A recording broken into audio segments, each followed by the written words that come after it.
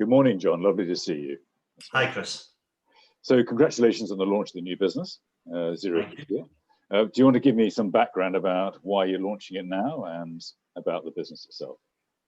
Yeah, sure. So I was practicing lockdown before anybody else. I came out of my last business at the end of last year. So for the first 6 months of this year, I was on gardening leave. So, I was just having to think about what to do next. And then, of course, Rome burnt to the ground when COVID hit town. And, my beloved hospitality in particular was just, with everything being shut down, it was like, wow, this is very, very serious, And then once we stopped thinking about the things that affect each of us personally and all that, it was a clear thought of there's going to be many, many businesses in a lot of trouble here. And then it was like, well, everybody, I was noticing at the time, everybody wanted to try and help. What can people do, And one thing that I realized is that businesses were going to have to try and save money for sure, because it was going to be different operating conditions for the foreseeable future, certainly as it felt at the time, and it still does. So I realized that, job losses were going to be inevitable, which is heartbreaking, and why you can't obviously do anything about that directly in a lot of occasions. If you can help businesses just save a bit of money, and maybe think about the way that they're doing things differently, they might be able to hang on to more people. So one of my colleagues, who was a good friend of mine, Clive Sheppard. Clive at that time was the director of purchasing for the Dorchester collection. And we don't live that far away from each other. I'm in Wimbledon, he's in New Malden, and me and him used to catch up and play golf now and again. But obviously the golf courses were closed, which I found unusual because I've been socially distancing on the golf course for years and years and years, But we just used to catch up for a walk, as a lot of people who had the opportunity to get out of the house and go for a walk. The common was close by, and we just sort of worked through this, what if we could do something that could maybe help businesses, and small and medium businesses initially, because obviously a lot of them don't have procurement strategies. And we thought, well, if you could try and galvanize that buying power together, maybe we could get them deals that they previously wouldn't have been able to get. And in a lot of cases, it's the time that they've got to try and source, these sort of better opportunities and deals for themselves. So we thought, right, okay, let's look at doing that. And then it became very, very clear that while there's loads and loads of types of procurement businesses out there, and just about every sector, Chris, some of them are fantastic. We've even in this process met with a few of them, and they're really good. A lot of the models are very similar, where at some point in the process, they charge the customer for it, whether it be, a percentage of the savings, or if it's just a residual monthly amount. And we were very certain that we didn't want to charge customers anything for doing it, because even if it was for the greater good further down the line, who needs to incur more costs at this particular time? And we just thought we'd have a transparent model where we don't charge people for doing it, and we're a great asset for the suppliers because we're basically a low-cost sales resource for them. So that's where we come up with it. We thought, let's see if we can help businesses, help them get back on the feet. They're going to need a lot more than just us, that's for sure. Well, I suppose there's two questions. Felt like we could do something. I suppose there's two questions. If we just go back one step, as you rightly said, you came out of your first business, Act Clean. Yeah. And that must have been quite, you couldn't have come out at a stranger time, could you, to try and get, because normally people get a time of adjustment. So you've really had no time to adjust, really, because of COVID. It must have been a strange first 6 months.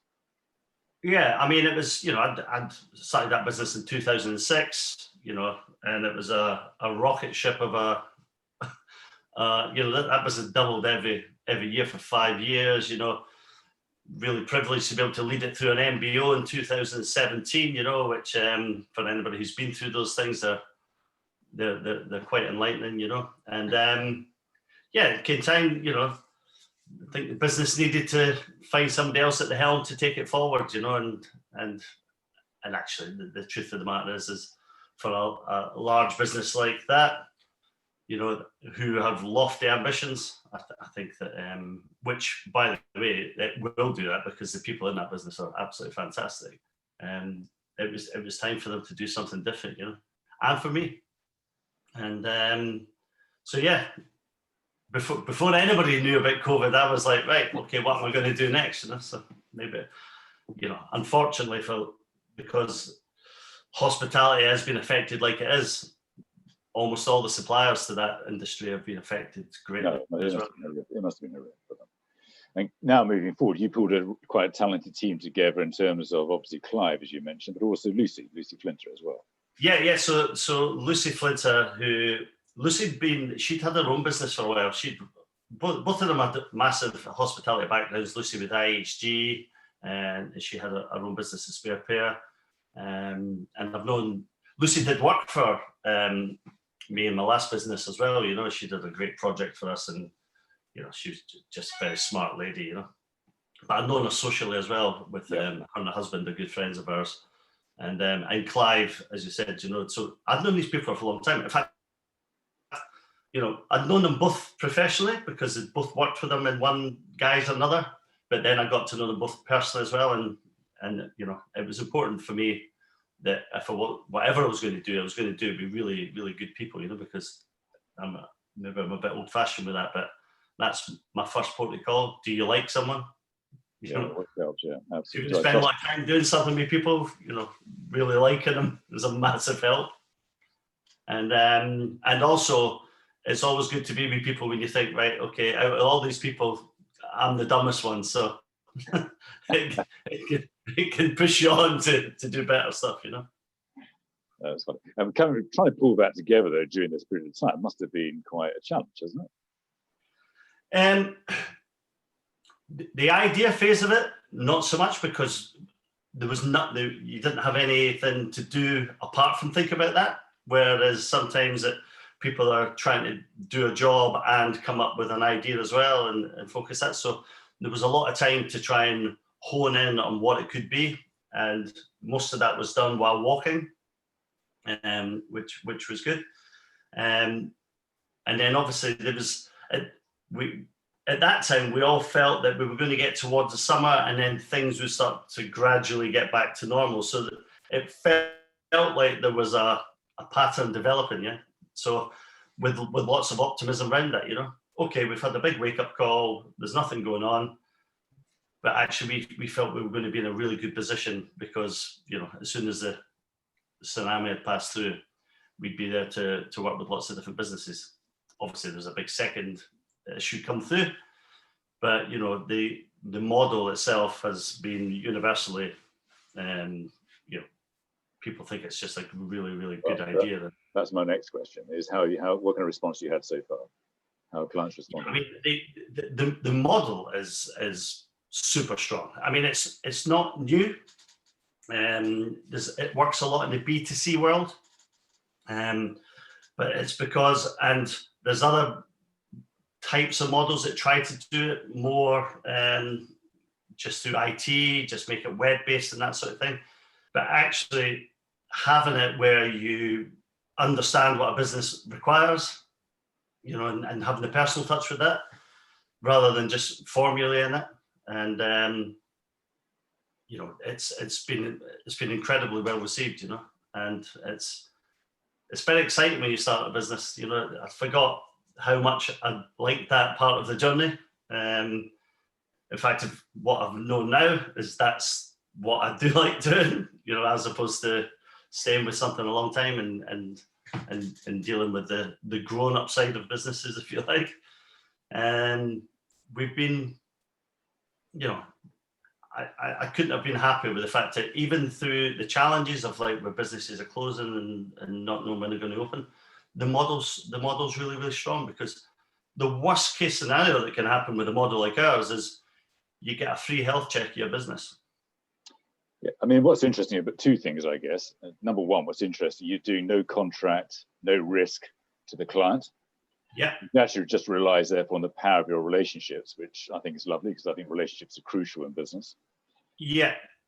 No, I agree with that. I mean, having come from a world where contracts were important, And then sometimes if things didn't go well, the contract was used as a way of trying to keep things together. And I just at a core level, I think that it's just got to work for people, so that then that's what it is. I mean, if we do something for someone, and if we introduce a customer to a supplier and they come up with a good deal, and if they decide, well, actually we'll just cut these guys out and we'll do it ourselves, that's absolutely fine. We can do that. It just means that we won't be able to help them again going forward. So there's not a contract needed to make that happen. It's like a Mobius strip. If everybody does what they're supposed to do, then it should be fine.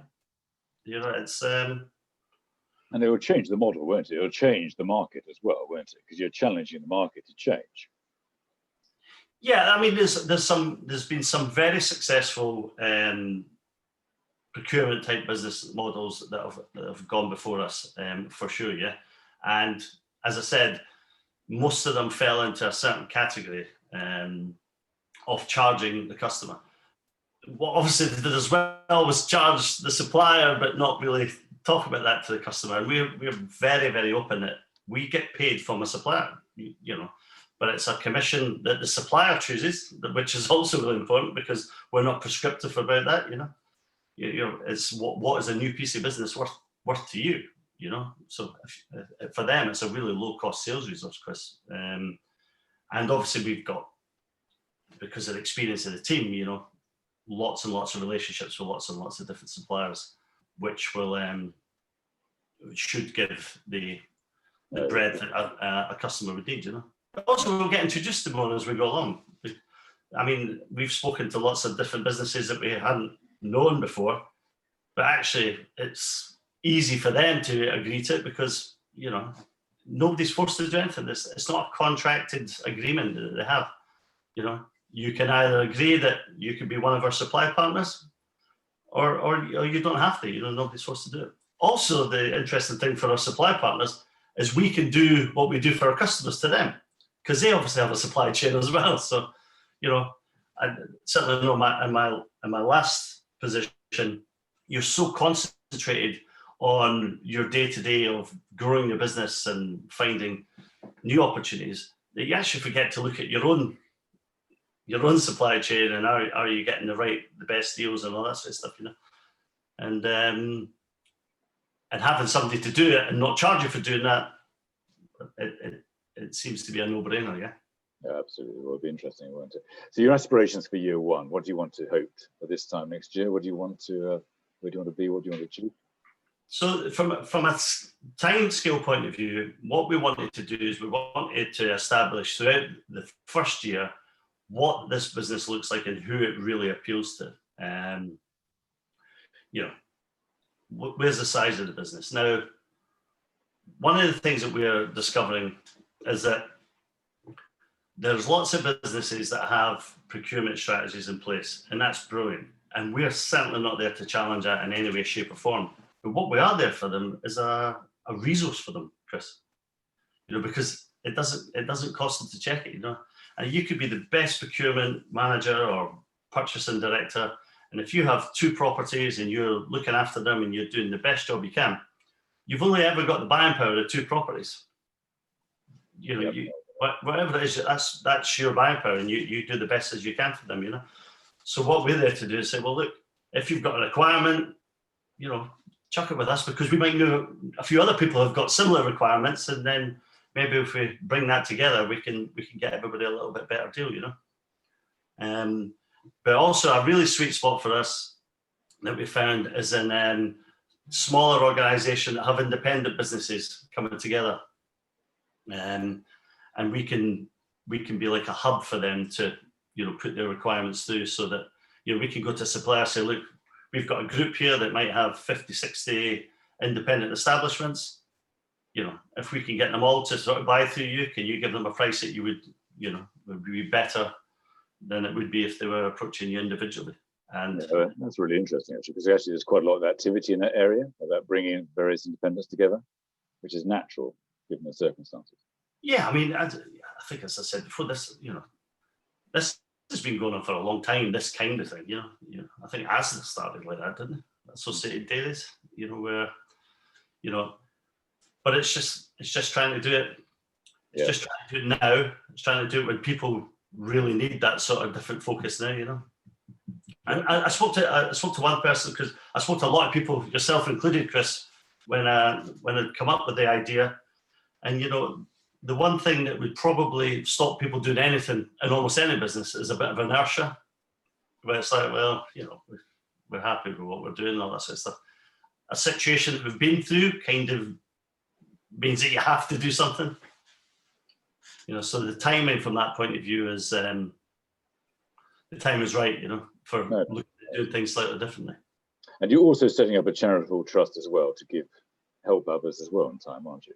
Yeah, so the from the very beginning, and we hardwired this into the business plan, was Foundation Zero, which was basically, as I said to you earlier in the chat, a business that suffers a catastrophic event through no fault of their own. They would be able to apply to that foundation in order to see if that can be supported in that, And obviously that will require our business to be successful.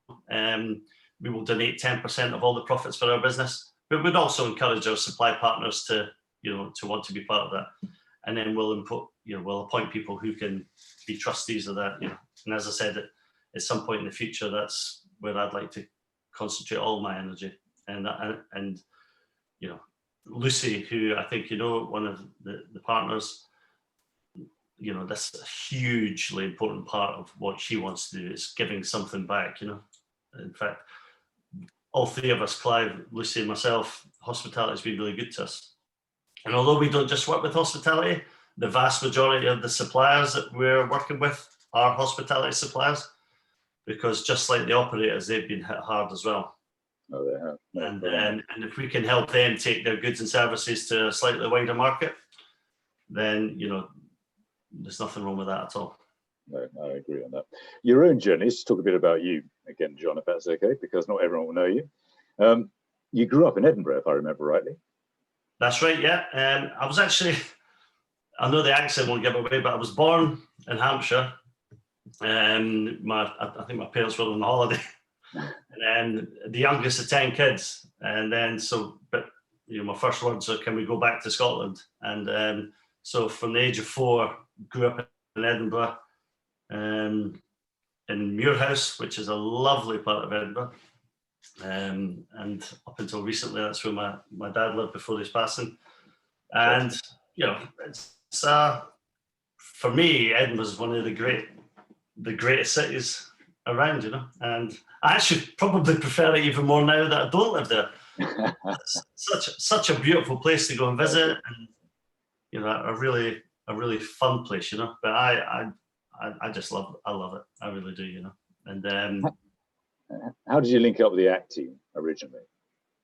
So when I came to London in 1995, so I would have been 27 or so at the time, and for those of people who do know me, obviously, I am a massive Hibs fan, which, I sometimes say football fan, but I have to point out it's Hibs because football might not be what happens. But and in the days before social media and that, then we played for a football team called London Hibs, which was part of a league of football teams it was for people who supported teams outside of London. So people who moved to London, they could connect with people from their hometowns who lived in London, and it was a really good networking opportunity, and that was just done by having meetings and stuff like that. And a couple of the old partners played in the same team. I went to work with one of them in a similar industry to what ACT Clean became. The owner of that business turned out to have a, shall we say, dubious moral compass. Right. And we thought, well, rather than just bitch about that, when he's not there, why don't we do something about it? So we gave him the opportunity to say, look, why don't we take over the business? You're going to sit at home like you do most of the time anyway, and we can see if we can grow it. You can ring fence what we've done so far, but going forward, just give us a piece of the action. And as expected, he said no. So we just decided to do our own thing, and and started that in 2006, interviewing people in the KFC at Marble Arch because we never had an office, which was very interesting. In fact, one of the guys we interviewed there, a guy called Ebenezer, brilliant guy. He was our first ever linen porter in the first contract we had in that business. And he went on to become the night supervisor in Claridge's, one of the most famous hotels in the world. This guy oversaw all the cleaning of all the back of house areas. And he came to me and he says, John, he says, do you know when you spoke to me in the KFC? And I went, yeah, that was a few years ago. Why? He says, well, I never told you, but I didn't come in for an interview. I came in for my lunch. Just grabbed me and sat me down and started talking at me about this opportunity, and you just wouldn't shut up. And it sounded so good that I just thought I might as well join. So I just accosted this young lad coming in for his lunch, sat him down, interviewed him against his will, and he went on to have a good career working for that business. What a lovely story. Absolutely fantastic. Oh, look, John, thank you for your time today. It's been a pleasure talking to you. And I wish you every success, the whole three of you, every success in growing the business. I suspect you'll do very well. So all my best. Good luck. Okay. Take care. Thanks, John. Bye.